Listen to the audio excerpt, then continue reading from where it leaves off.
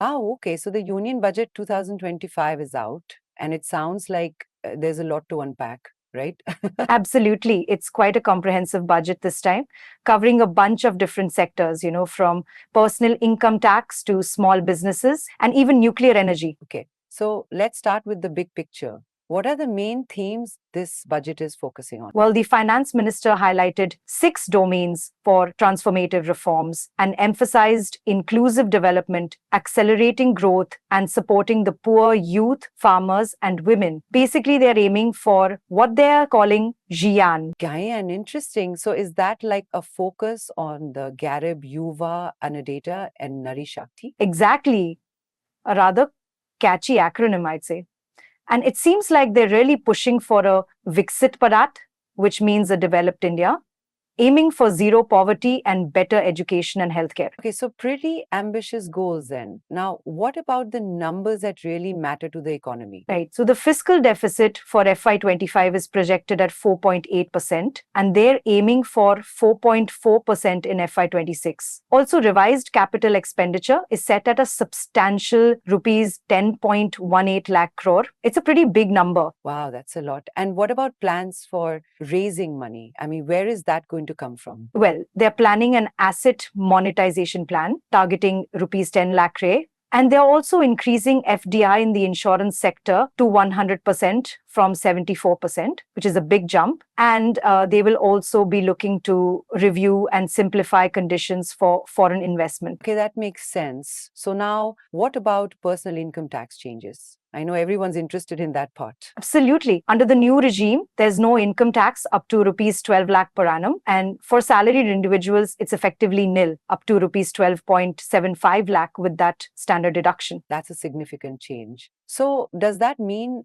tax slabs and rates are also changing? Yeah, they're changing across the board with a simplified structure. There's also rationalization of TDS and TCS, and the tax deduction limit for senior citizens has been doubled to rupees a lahon. Okay, and what about those who send money abroad for education? So the TCS on remittances for education has been removed, and the annual TDS limit for rent has been increased from rupees 2.4 lakh to rupees 6 lakh.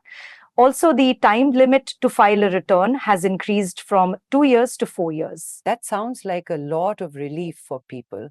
What about self-occupied homes? Is there any change there? Yes, relief for 2 self-occupied homes is in the mix, and higher TDS will only be applied for non-PAN cases. It seems like they're trying to make it a bit easier for taxpayers, Okay, so lots of changes in personal income tax. Now, let's switch gears to the MSME sector or small businesses. What's in the budget for them? Well, there's a new fund of funds for startups, about rupees 10,000 crore to help with tech upgrades. They're really trying to boost MSMEs. That's good news. Are they focusing on helping self-help groups too? Yeah, they are. There's a Grameen credit card for self-help groups, and banks will maintain credit scores for them. Plus, there's a new scheme for first-time women, SC and ST entrepreneurs to get term loans up to rupees 2 crore. That's really great for encouraging entrepreneurship.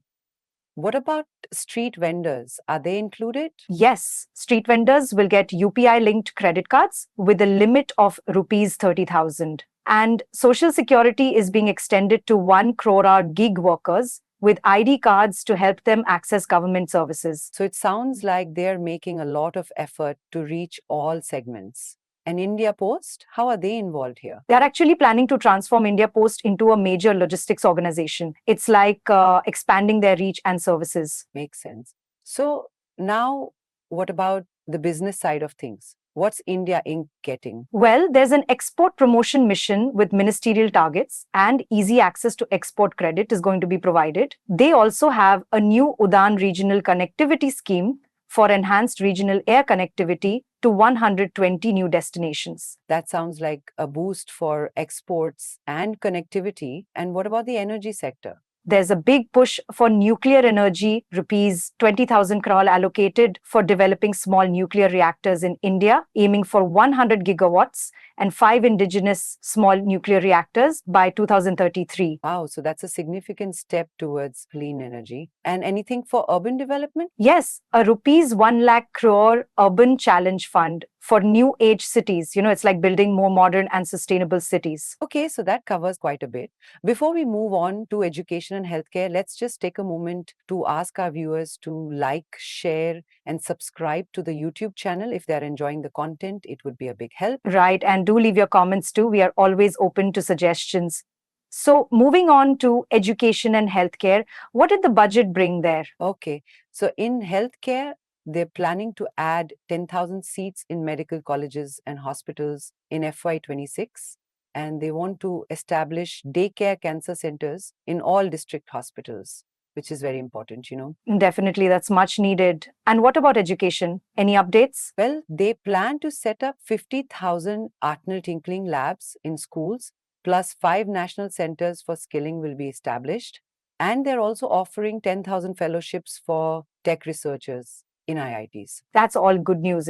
They're trying to strengthen the education system and promote research. So, we've covered a lot of ground. Any last points you'd like to discuss? Right. Well, it's also worth noting there is specific focus for some states as well. For instance, in Bihar, there will be new greenfield and brownfield airports, expansion of Patna Airport, a new Kosi Canal, a Makhana board, and a National Institute of Food Technology, Entrepreneurship and Management will be created in the state. Okay, so a state-specific development push too. So looking at all of this together, it does seem like the budget is trying to touch upon various sectors and issues. Yeah, but it's important to remember, and this is applicable to all investment-related content, that we advise investors to check with certified experts before taking any investment decisions. Right. A very important disclaimer.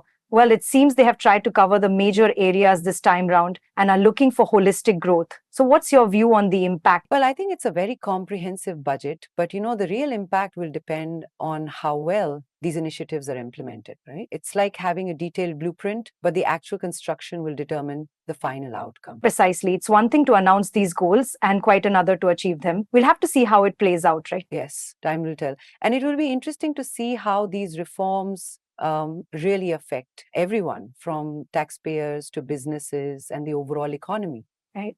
It is certainly going to be an interesting year to see how the economy reacts to all this. So, what do you think? Are you optimistic or worried about the direction things are moving? That's the million-dollar question. I guess we'll just have to wait and watch. It is a really comprehensive and far-reaching budget for sure. Absolutely. And it's something we'll definitely be following closely. Thanks for breaking it all down for us. It was super helpful.